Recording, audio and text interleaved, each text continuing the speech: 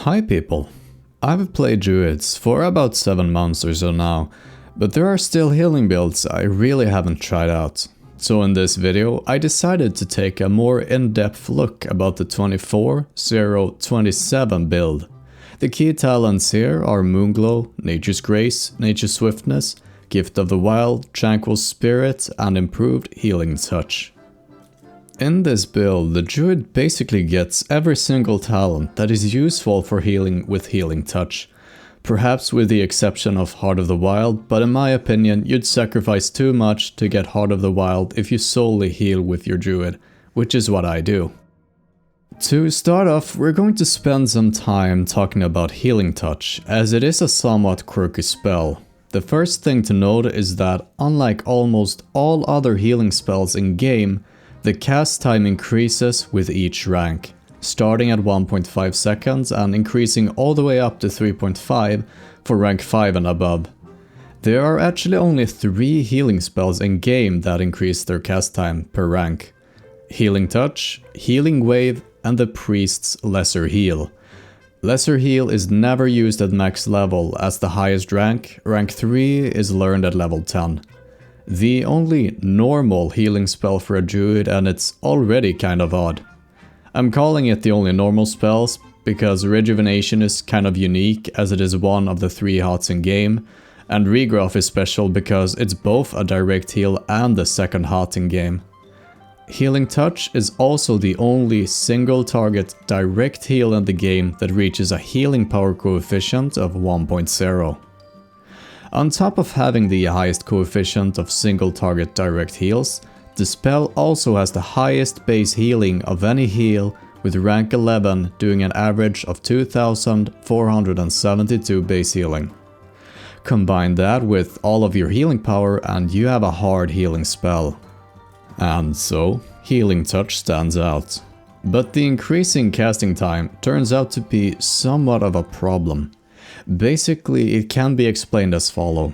The ideal fast rank of Healing Touch is too weak, and the stronger ranks of Healing Touch are too slow. The standard rank for raid healing has a cast time of 2.5 seconds with talent, meaning a whole second slower than a priest's flash heal or a paladin's flash of light. For me, with about 960 healing power, rank 4 heals for 1300. Meanwhile, rank 3, with a cast time of 2 seconds, heals for about 800. To give some comparison, rank 3 Healing Touch can dish out about 400 HPS and rank 4 about 520 HPS. This can be compared with the Rejuvenation Druid ranks 3 and rank 4, with a maximum HPS of 666 or 830 respectively. Supposing you're full tier 2 and that you're constantly spamming Rejuvenation on new targets. Rank 3 and 4 Healing Touch sits at 9 and 8.66 healing per mana respectively, meanwhile rank 3 and 4 Rejuvenation sits at 14.6 and 13.0 healing per mana respectively. Depending on the situation, direct healing can be worth more than healing over time. But Healing Touch healing falls behind Rejuvenation in terms of both HPS and mana efficiency by about 35 to 40% in both cases. Note however that this supposes raid healing. If you were only healing a single target, Healing Touch would perform several times better than Rejuvenation. However, in my opinion, tank healing Druids should go Deep Restoration. The Nature's Grace / Moonglow is a raid healing Healing Touch build. So far, things don't look too promising, but there are however a few tricks which could substantially increase the effectiveness of this build. And the first trick is crit. Each healing class has their own bonus to critting, besides just doing 150% of normal healing. Shamans and priests also apply a 25% armor increasing buff for 12 seconds. Paladin gets 100% of the mana cost back, and druids get the casting time of their next spell reduced by 0.5 seconds. So in practice, druids actually benefit the most from crit, at least in terms of HP as output. However, how much does this reduce the gap between rejuvenation healing and healing touch healing? I find myself at roughly 30% spell crits when I'm doing what I can to max it out. This includes getting Sunflower, Dragon Slayer, the Diamond Tribute spell crit and the Spirit of Sandalar, and also using the Brilliant Wizard Oil. If I spam rank 3 healing touch, the healing touch that crits will heal for 50% more, and the following heal will be casted 25% faster. So the critting one does 50% higher HPS, and the following one has a 25% higher HPS. A rank 3 healing touch, which crits and is casted with Nature's Grace, does a total of 100% higher HPS compared to a non-crit, non-Nature's Grace healing touch. The relationship between the crit to healing power value is actually not linear. The higher your crit, the higher the value of each extra crit you can gain. To better show you how much a crit is worth for healing touch, I made some calculations in an Excel sheet. Okay, so now we're gonna take a look at the numbers I got in this Excel document, and the first thing I'm gonna do is just explain what you're looking at and how I arrived at these numbers, and then we're gonna do some comparisons between rank 3 healing touch and rank 4 healing touch. Now, obviously this row is just your crit chance, and this row is how much higher your HPS becomes with a certain amount of crits. And the way I've calculated this HPS is by averaging the crit chance over 100 heals. So with 10% crits, I assume that 10 of my heals are gonna crit out of 100. And the way that I treat the crits is that each heal that crits does another 50% healing, right? So if I crit with 10 heals, that's the same as doing 15 normal ones.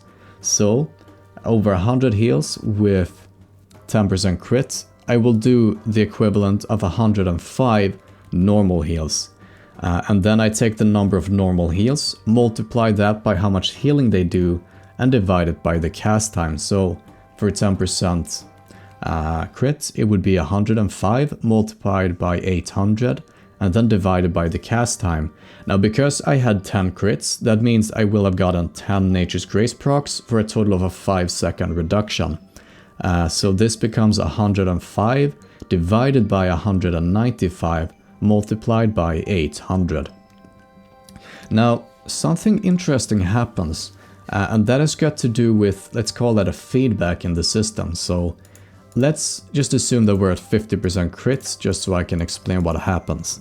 That means over 100 heals we're gonna have 50 crits, so a total of 125 heals multiplied by 800. Now we divide this by 175, but what happens if you're gonna do a, let's say, spamming heals during 200 seconds and you get 25 crits, 50 crits and 25 seconds reduced cast time, that means that you have another 25 bonus seconds to do more healing touches on, and during these 25 seconds you should have time to do 12 healing touches.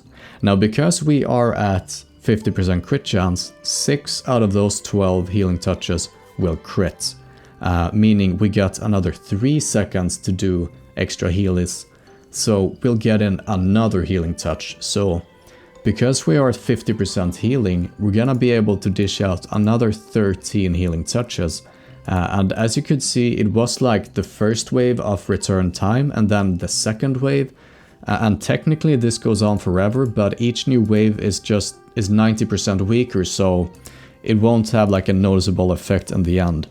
But what's interesting about this is that the relative percentual increase increases the higher crit you have. So if you go from 30 to 31% crit, that will give you 0.813% more healing. Meanwhile, if you go from 0 to 1%, it only gives you 0.75% extra healing, or HPS. So it's not a huge increase, but what's interesting is that the more crit you have, the more noticeable this effect becomes, and it goes up all the way to 1 for rank 3. Now, when you're trying to calculate, let's say, how much is a crit worth in terms of healing power, you gotta take into account both how much healing power you already have and also what crit you're currently sitting at.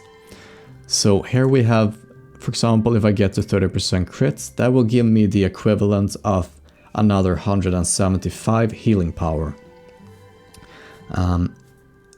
And I will, increasing my crits by 1 more or 1 less will change my HPS by 6.3 roughly. Meanwhile, down here at 0 to 1%, it's only worth like 5.45. Now, this is just in terms of your HPS, because doing a faster heal is worth more than the equivalent healing power, because if you have a faster heal, that increases your chance to not get overhealing because someone beat you to it and you were late to the party. And sometimes half a second is the difference between life and death. And this is the reason why raiders often get these like plus 14 stamina buffs, which is really quite weak when you think about it. But that 140 health can be the difference between dying and living. And that in itself will have a huge impact in the end. So a faster casting time is worth, I'd say, a bit more than just the equivalent healing power.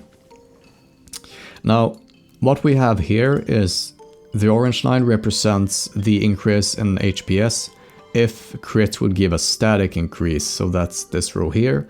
And the blue one represents the actual increase, and as you can see, it has sort of an exponential nature. So if I could have continued over 100% crit, which you can't of course, but if I would just kept rolling in the numbers, this would become more and more steep.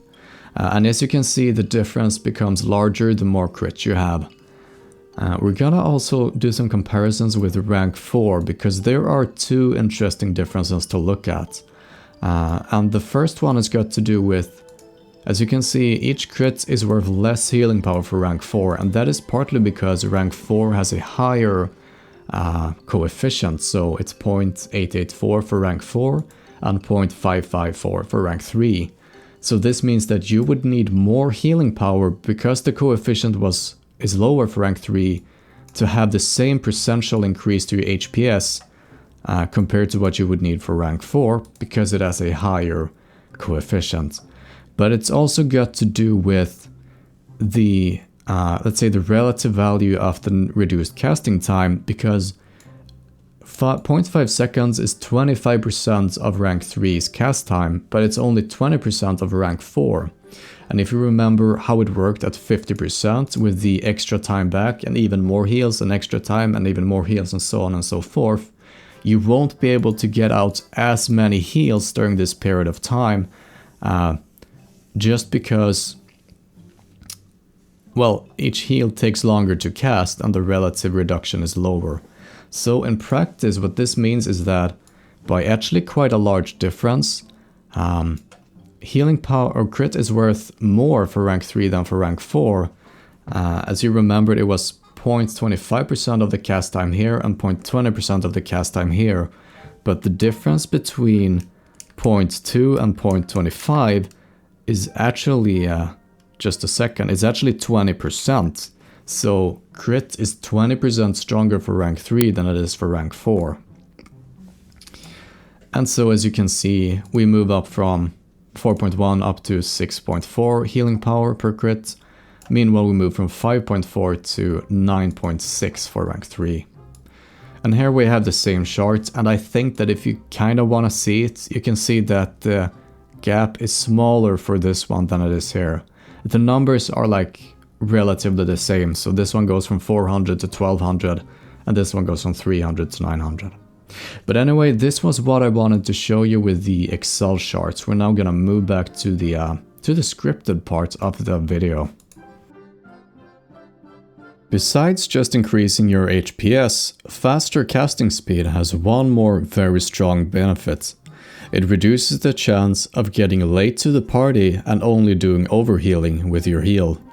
I'd also say that it gives some randomness to your playstyle, which I think can be fun. Not only do you get 50% extra healing when you crit, the following heal will also be cast faster. With account taken for your crit chance, at 30%, the rank 3 healing touch does about 500 HPS instead of 400, and for rank 4 we get about 636 HPS instead of 520. Rank 3 now sits at an efficiency of 11.16 healing per mana, and rank 4 sits at 10.6.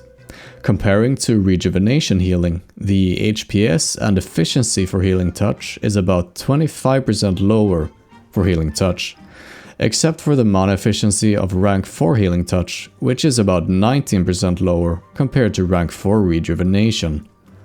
So at this point, if you're equally active and you manage to keep your overhealing at about 25 percentiles lower with healing touch, then healing touch healing will actually be on par with rejuvenation healing in terms of HPS.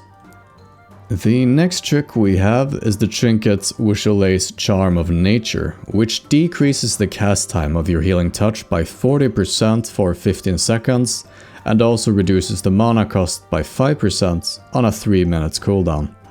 This trinket can produce some very high HPS.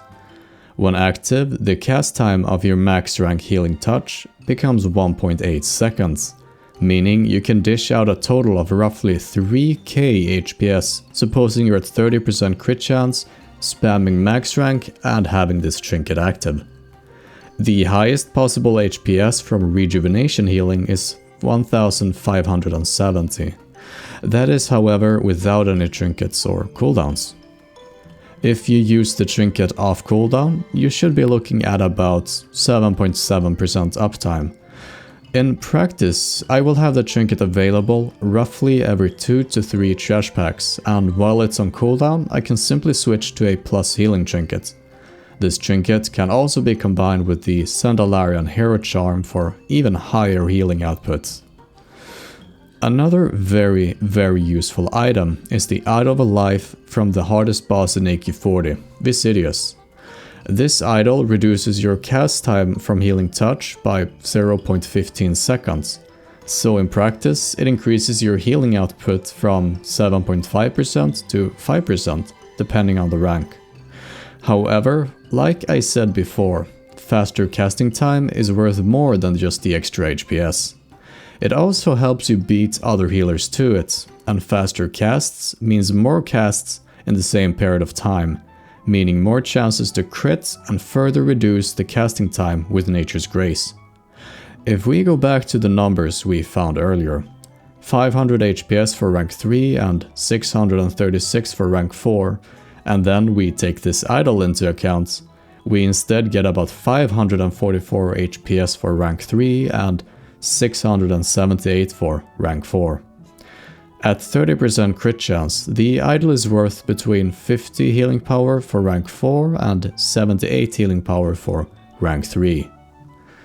The coming tip is the most uncertain one, and it's about mastering precasting. One of the big weaknesses with healing touch is that the stronger ranks are not fast enough. But if you really improve your precasting ability, you might not be as affected by this weakness. The upside of a slow cast time is the high healing power coefficient, and starting with rank 5 and upwards, the Druid has a 1.0 coefficient. Exactly how this mastering of precasting would be done, I can't tell for sure. However, for example, if you keep a close eye of who is close to the boss when what ability is about to go out, you might be able to foretell who will be in need of healing. This will, however, be something quite challenging to learn. Rank 5 healing touch does about 1570 healing with my healing power, with a 3 seconds cast, meaning a total of 633 HPS with 30% crit or 523 without. The healing efficiency is 7.16 without taking crits into account, or 8.67 with the crit. This might actually become a problem as well. 2 large heals are a bit clumsy. If you're half a second late with a large heal, you might lose up to 1.7k healing, or even more depending on if you crit, and all the mana that comes to that. Losing a small heal doesn't matter as much, and their faster cast time reduces the chance for that to happen. Basically, any rank above 4 is a bit too large and slow, unless you're losing or using Wushulei's Charm of Nature or Nature Swiftness. The final tip I have is to make a special macro for your healing touches. By making the first line /stop casting and then writing /cast healing touch, rank 3 or rank 4 depending on your choosing, you will automatically cancel the healing touch you're currently casting and then start casting a new one whenever you click your button. This can help you a lot with overhealing. I have tried it before to some degree, but I didn't give it a proper testing. Basically, it will allow you to precast and cancel cast without having to click any extra buttons. However, if you aren't careful and spam heal, you might interrupt your own cast before they finish. I guess it's kind of a double-edged sword and you need to remain calm when using this, otherwise you might mess things up for yourself. As of now, a large part of this video is just theory and calculations. For the next video, I will talk about how things have worked out in practice. It's not always that easy to predict how big of a problem something might be before you've tried it. There will be at least 2 more videos coming about healing touch healing. One about how it works out in practice, and one about healing touch healing in Phase 6, as the Tier 3 set has some interesting bonuses to talk about. Personally, I will surely need some practice with this build, as I've only played Rejuvenation and Deep Restoration Healing for the last few months. And so, that was all I had to say for this video. You can now like the video if you enjoyed it and maybe join my Discord, wherein you can ask me questions about almost anything, make suggestions or see what I'm currently working on. You can also pop over to my stream at twitch.tv/NeceriumClouds. Anyway, this was all for now. I'll be back soon with another video and until then, see ya!